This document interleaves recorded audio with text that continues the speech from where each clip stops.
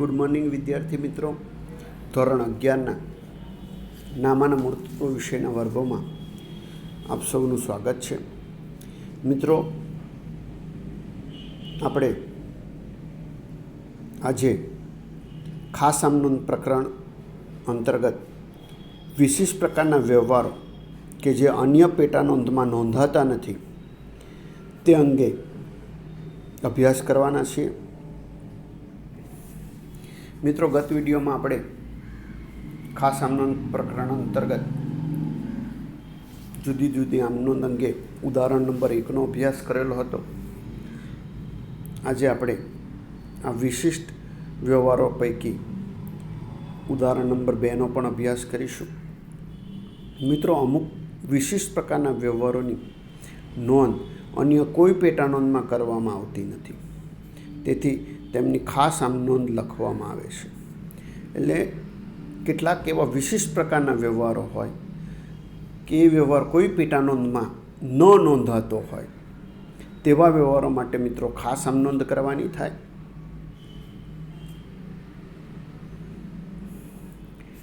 જેમાં ધર્માદામાં આપેલ માલ, નમૂનાથી ગયેલો માલ, અંગત વપરાશ માટે લીધેલ માલ, હુંડીની નકરામણી, ઘાલખાત,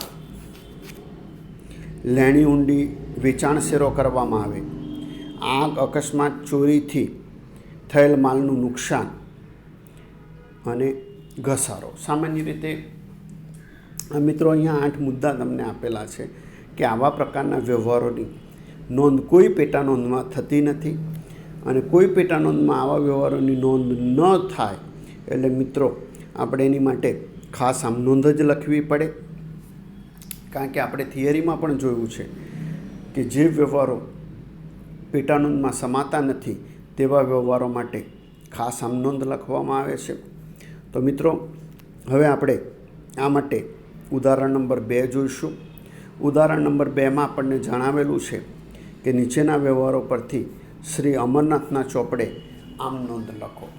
મિત્રો, અમરનાથના ચોપડે આપણે આમનોંધ લખવાની છે, અને આ માટે વર્ષ 2014ના ઓક્ટોબર માસ માટે આપણને 8 વ્યવહારો આપવામાં આવેલા છે. તો મિત્રો, આપણે એક પછી એક વ્યવહાર વાંચતા જઈશું અને એની આમનોંધ કઈ થાય તે જોતા જઈએ. મિત્રો, તમારે તમારું પાઠ્યપુસ્તક સાથે રાખવાનું છે, કારણ કે રકમ જોવા માટે તમને પાઠ્યપુસ્તકની જરૂર પડશે. પહેલી રકમ વાંચીએ ઓક્ટોબર 1ની. મિત્રો, આમનોંધના ખાના કયા થાય એ તમને ખબર જ છે, એટલે તમારું શીર્ષક આવશે શ્રી અમરનાથની ખાસ આમનોંધ. ખાના તમને આવડે છે. વર્ષ 2014 ઓક્ટોબર માસ, પહેલી તારીખ. વ્યવહાર જોઈએ તો 1500નો માલ ધર્માદામાં આપ્યો. મિત્રો, 1500નો માલ ધર્માદામાં આપવામાં આવે છે, તો આવા સંજોગોમાં ધર્માદામાં માલ આપીએ એટલે ખર્ચ ગણાય. એટલે ધર્માદા ખર્ચ તરીકે ધર્માદાનું ખાતું ઉધાર કરવું પડે, અને ધંધામાંથી માલ જાય છે અને આપણે અન્ય રીતે માલની જાવક અંગે જે ટૂંકનોંધનો અભ્યાસ કરેલો હતો તેમાં એવું જોયું હતું કે અન્ય રીતે જ્યારે પણ માલની જાવક થાય ત્યારે માલ ખરીદેલા માલ પૈકી જ ઓછો થયો હશે, તેથી ખરીદ ખાતું જમા કરવામાં આવે. એટલે આપણી પહેલી આમનોંધ થશે મિત્રો ધર્માદા ખાતે ઉધાર 1500, તે ખરીદ ખાતે જમા 1500. બાબત જે લખાશે 1500નો માલ ધર્માદામાં આપ્યો તેના. હવે બીજો વ્યવહાર મિત્રો જોઈએ તો 3000નો માલ નમૂના તરીકે મફતમાં વેચ્યો. મિત્રો, નમૂના તરીકે માલની મફત વહેંચણી કરવામાં આવે છે. તો જ્યારે માલની મફત વહેંચણી કરવામાં આવે નમૂના માટે, ત્યારે હેતુ જાહેરાત ન બને, એટલે જાહેરાત ખર્ચ ગણાશે, અને આવા જાહેરાત ખર્ચ પેટે માલ આપવામાં આવે છે. એટલે માલની જાવક થાય છે, એટલે ખરીદ ખાતું જમા થશે.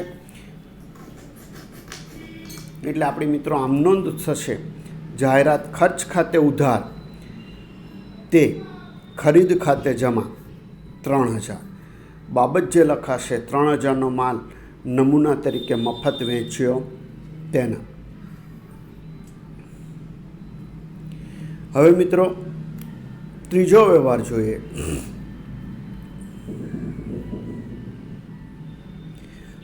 તો 2500નો માલ અંગત વપરાશ માટે ધંધામાંથી લઈ ગયા. મિત્રો અંગત વપરાશ માટે લઈ ગયા એટલે માલિક પોતાના અંગત ઉપયોગ માટે માલ લઈ ગયા હશે. એટલે આમ નોંધ થાય મિત્રો, ઉપાડ ખાતે ઉધાર તે ખરીદ ખાતે જમા 2500. બાબત જે લખાશે 2500નો માલ અંગત વપરાશ માટે લઈ ગયા તેના.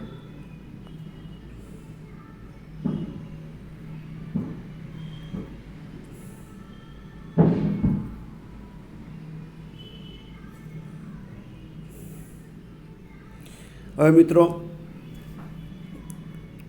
ચોથો વ્યવહાર વાંચીએ.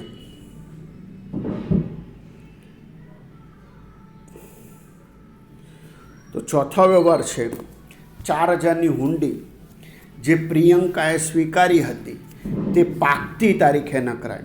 મિત્રો પ્રિયંકાએ સ્વીકારેલી હુંડી પાકતી તારીખે નકરાય એટલે અમરનાથ માટે મિત્રો આ લેણી હુંડી હશે.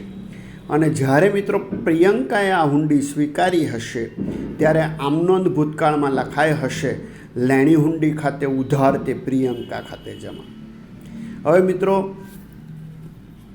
આમનોંધ થઈ છે લેણી હુંડી ખાતે ઉધાર તે પ્રિયંકા ખાતે જમા, અને હુંડી નકરાય છે ત્યારે વિરુદ્ધ આમનોંધ થશે પ્રિયંકા ખાતે ઉધાર તે લેણી હુંડી ખાતે જમા. એટલે અહીંયા આપણી આમ નોંધ થાય પ્રિયંકા ખાતે ઉધાર 4000 તે લેણી હુંડી ખાતે જમા 4000. બાબત જે લખાશે 4000ની પ્રિયંકાની હુંડી ન કરાય તેના.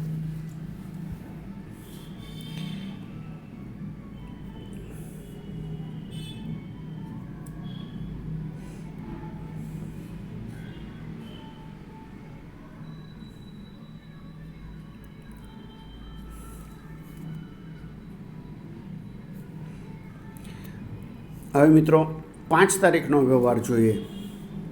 તો 5 તારીખના વ્યવહારમાં લખાયું છે કે 3500 જે નરેશ પાસે લેણા હતા તે વસૂલ થઈ શકે એમ નથી. મિત્રો નરેશ પાસેની જે લેણી રકમ હતી 3500 રૂપિયાની હવે તે વસૂલ થઈ શકે એમ નથી.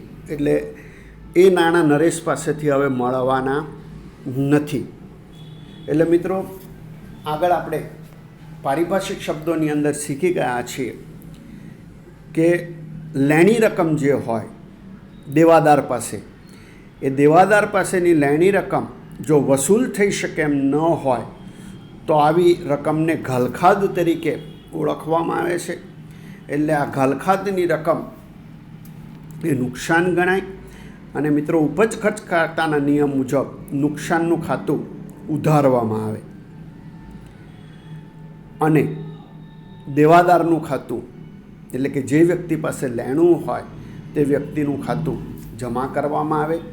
એટલે આમ નોંધ થશે ઘાલખાદ ખાતે ઉધાર 3500 તે નરેશ ખાતે જમા 3500. બાબત જે લખાશે 3500ની ઘાલખાદ પડી તેના, અથવા તો નરેશ પાસેનું લેણું વસૂલ થઈ શકે એમ ન હોવાથી માંડી વાળ્યું તેના. હવે મિત્રો 6 તારીખનું વ્યવહાર જોઈએ. તો 2000ની લેણી હુંડી વેચાણ શેરો કરી 2050ના દેવા પેટે પંકજને આપી. મિત્રો હુંડીની રકમ 2000 રૂપિયા છે. આ હુંડી પંકજને 2050ના દેવા પેટે આપી. એટલે પંકજનું 2050નું દેવું પૂરું કરવા માટે મિત્રો 2000ની હુંડી આપી. એટલે અહીંયા 50 રૂપિયાનો અમરનાથને લાભ થાય અને આવો લાભ દેવું ચૂકતે કરતા થયેલો છે એટલે એને વટાવ કે કસર તરીકે જમા કરવામાં આવશે, કારણ કે લાભ છે. અને પંકજને હુંડી આપવામાં આવે છે એટલે પંકજ આવી હુંડીનો લાભ લેનાર થાય. એટલે વ્યક્તિ ખાતાના નિયમ મુજબ લાભ લેનારનું ખાતું ઉધાર થશે. હુંડી આપવામાં આવે છે એટલે જાય તે જમાના નિયમ મુજબ લેણી હુંડીનું ખાતું જમા થશે. અને કસર કે વટાવ મળે છે એટલે લાભ છે, એટલે લાભ તરીકે વટાવનું ખાતું જમા થશે. એટલે આમ નોંધ થશે મિત્રો, પંકજ ખાતે ઉધાર 2050, તે લેણી હુંડી ખાતે 2000, તે કસર કે વટાવ ખાતે જમા 50. બાબત જે લખાશે 2000ની લેણી હુંડી પંકજને વેચાણ શેરો કરી આપી તેના. હવે પંકજને હુંડી વેચાણ શેરો કરી એટલે જ્યારે પણ મિત્રો હુંડી વેચાણ શેરો કરવામાં આવે ત્યારે જેને વેચાણ શેરો કરવામાં આવે તેનું ખાતું ઉધાર થશે, લેણી હુંડીનું ખાતું જમા થશે. અને જો કસર મળી હોય કે વટાવ મળેલો હોય તો કસર કે વટાવનું ખાતું જમા કરવામાં આવે. 7મી આમનોંધ જોઈએ તો 7મી આમનોંધ માટે રકમ છે મિત્રો 5000નો માલ આગથી બળી ગયો. 5000નો માલ આગથી બળી ગયો, જેની સામે વીમા કંપનીએ 4000નો દાવો મંજૂર કર્યો. મિત્રો, બળી ગયેલા માલની કિંમત 5000 છે. વીમા કંપની આ 5000ના માલના બદલામાં 4000નો દાવો સ્વીકારી લે, 4000 આપવાનું કબૂલે છે, તો 1000 રૂપિયા મળશે નહીં, જે નુકસાન ગણાશે. અને વીમા કંપની 4000 આપવાનું કહે છે એટલે વીમા કંપનીનું ખાતું 4000થી ઉધાર થાય. 1000 રૂપિયાનું નુકસાન થાય છે એટલે આગથી થયેલા નુકસાનથી 1000 ઉધાર થશે. અને 5000નો માલ બળી જાય છે એટલે ધંધામાંથી માલ જાય છેના નિયમ મુજબ ખરીદ ખાતે 5000 જમા કરવામાં આવશે. એટલે મિત્રો આમ નોંધ થશે, વીમા કંપની ખાતે ઉધાર 4000, આગથી થયેલ નુકસાન ખાતે ઉધાર 1000, તે ખરીદ ખાતે જમા 5000. બાબત જે થશે 5000નો માલ આગથી બળી ગયો અને વીમા કંપનીએ 4000નો દાવો મંજૂર કર્યો તેના.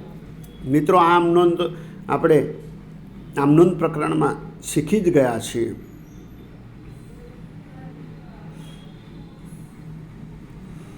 હવે મિત્રો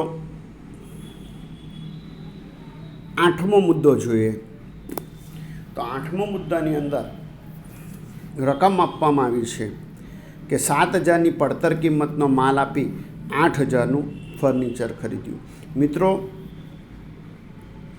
7000ની પડતર કિંમતનો માલ આપી 8000નું ફર્નિચર ખરીદવામાં આવે છે, પણ ધંધામાંથી 7000નો જ માલ જાય છે અને બદલામાં 8000નું ફર્નિચર મળે છે. એટલે આવા સંજોગોમાં મિત્ર, તમારે જેટલી રકમનો માલ જાય તેટલી રકમથી જ આમ નોંધ લખવાની છે. અને ધંધામાં ફર્નિચર એટલે કે મિલકત આવે છે એટલે મિલકત આવે છે એના નિયમ મુજબ ધંધામાં મિલકત આવે એટલે મિલકતનું ખાતું ઉધાર થશે. અને માલ જાય છે એટલે ખરીદ ખાતું જમા થાય. એટલે આપણી આમ નોંધ થશે મિત્રો, ફર્નિચર ખાતે ઉધાર 7000, તે ખરીદ ખાતે જમા 7000. બાબત જે લખાશે 7000નો માલ આપી 8000નું ફર્નિચર ખરીદ્યું તેના. એટલે મિત્રો, જ્યારે પણ જે વ્યવહારો પેટા નોંધમાં ન નોંધાતા હોય, એટલે કે આવા વિશિષ્ટ પ્રકારના જે વ્યવહાર પેટા નોંધમાં નથી નોંધાતા તેવા વ્યવહારો માટે આપણે ખાસ આમ નોંધ લખવાની રહેશે મિત્રો. અને યાદ રાખો કે જે વ્યવહારોની આમ નોંધ લખો છો તે આમ નોંધના નિયમ મુજબ જ તમારે લખવાની છે.